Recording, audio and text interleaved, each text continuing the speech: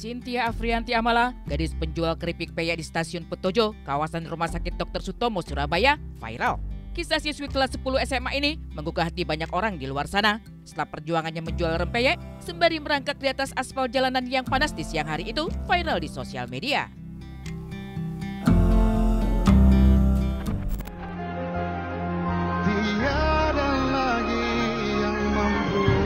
Ini jualan? Iya, Mas. Jualan apa ini, Mbak? Kayak berapaan gini-gini, Mbak? 3.000.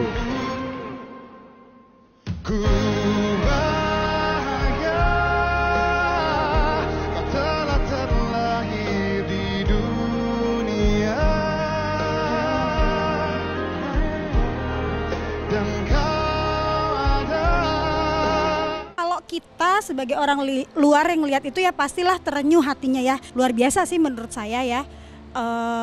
Tidak mengandalkan orang lain, tidak malas-malesan, dengan keterbatasan fisik masih mau berusaha.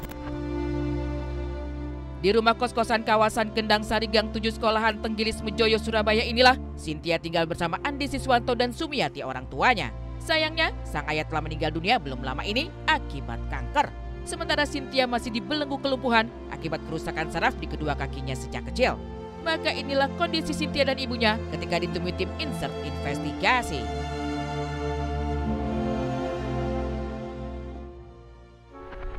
Pemirsa, baru-baru ini ramai diperbincangkan di sosial media seorang gadis bernama Cynthia Afrianti yang berumur 17 tahun usai dirinya menjual makanan rempeyek dan juga dengan cara merangkak di sepanjang jalan Surabaya. Dan saat ini saya bersama tim Insert Investigasi sudah berada di kota Surabaya untuk melihat seperti apa kondisi daripada Cynthia saat ini. Dan kami akan menyambangi kediaman dari Ibu Sumiati selaku orang tua dari Cynthia dan menanyakan keadaannya sekarang seperti apa.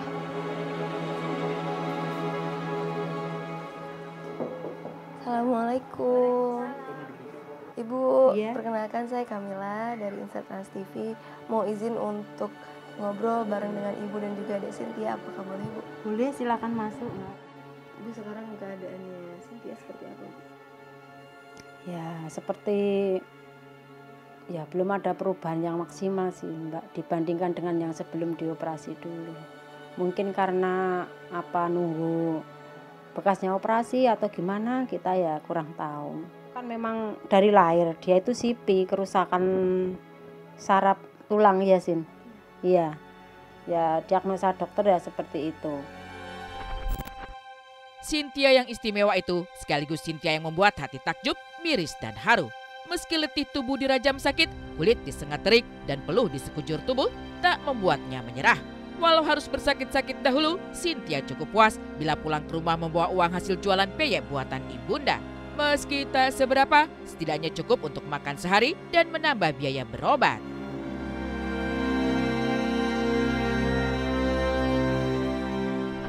Ya seneng Kak, bisa bantu dikit-dikit. Tapi capek nggak?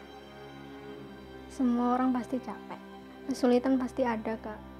Apalagi kalau lagi panas-panas gitu, pasti itu yang sulit. Ya Mbak, dulu itu kan ayahnya sakit, ya kita kan banyak pengeluaran untuk biayanya pampers, seperti bubur, juga untuk ya namanya riwa-riwi ke rumah sakit, kan dulunya kan gitu.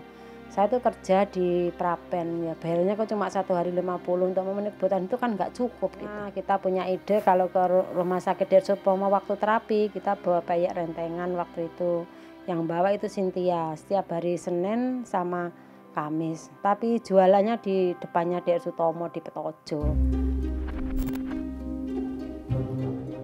Tak banyak yang bisa dikatakan Sumiati melihat perjuangan tulus sang putri.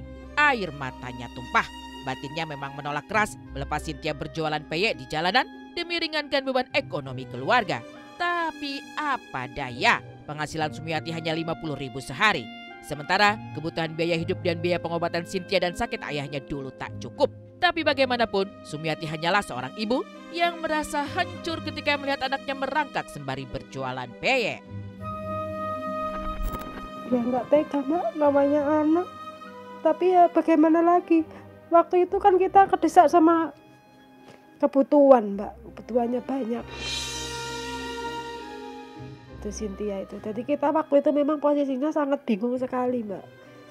Cynthia ada di rumah sakit, kadang 1 minggu, kadang 5 hari, ayahnya sakit. Jadi kita kan mesti riwa-riwi sendiri, Mbak. Kerja ke rumah sakit, waktu itu kita kan nggak punya sepeda motor. Kan kita ngontel. Jadi ya gimana? Akhirnya ya alhamdulillah ada orang yang sebaru hanya pinjem, tapi kita terima kasih sekali.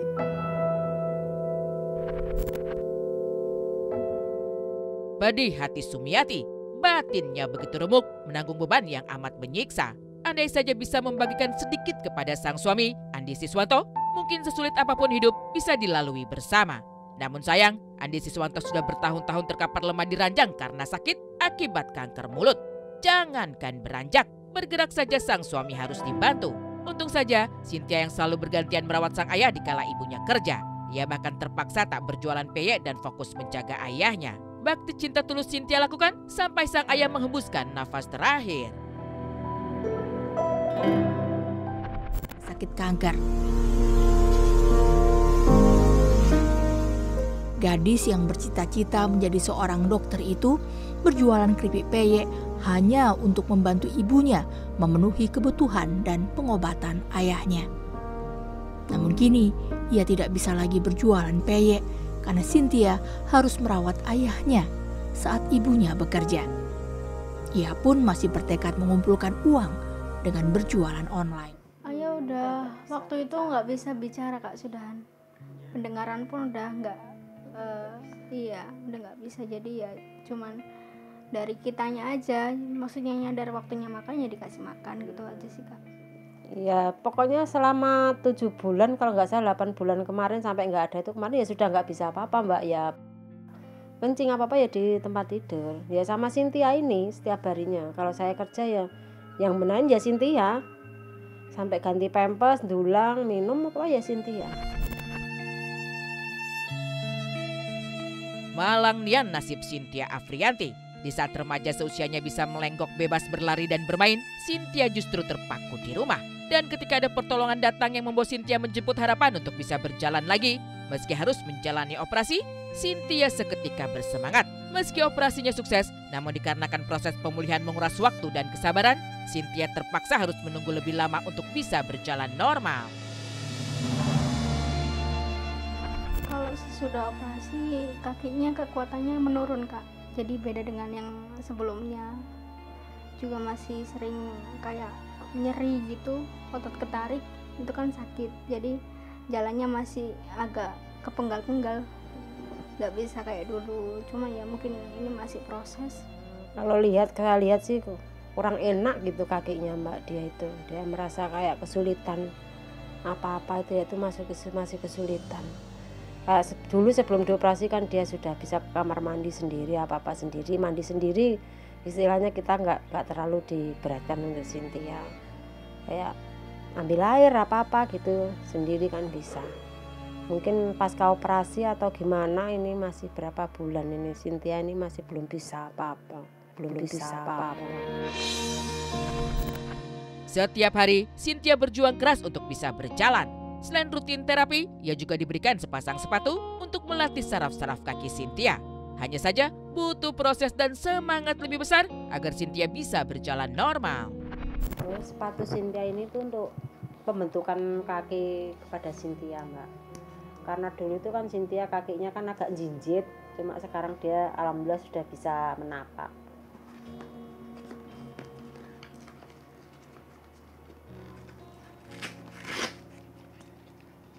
Apa Cynthia rasanya pakai sepatu ini? Ya biasa aja Kak, normal aja kayak orang pakai sepatu biasa. Cuman ini bedanya dia nggak bisa agak nekuk, soalnya kan ini kenceng dari bawah sampai sini, jadi dia nggak bisa nekuk, Jadi full nggak kaku bisa, ya? iya kaku.